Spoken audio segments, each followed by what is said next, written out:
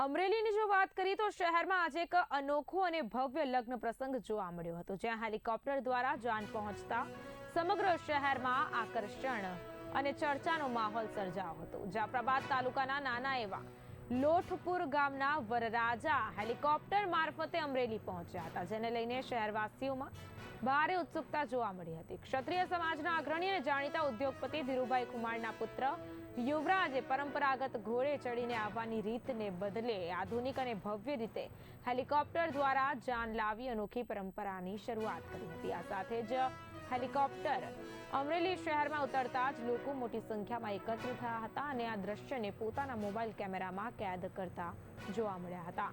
હેલિકોપ્ટરથી પહોંચેલી આ જાન જાજરમાન જાન અમરેલીમાં વિશેષ આકર્ષણનું કેન્દ્ર બની. કાઠી ક્ષત્રિય સમાજમાં આ પ્રકારનો પ્રસંગ દુર્લભ હોવાને કારણે સમાજના લોકોમાં પણ ખાસ ઉત્સાહ જોવા મળ્યો હતો. સાથે જ લગ્નોત્સવ નિમિત્તે ધીરુભાઈ ખુમાણના પરિવારમાં આનંદ અને ઉત્સાહનો માહોલ છવાયો હતો.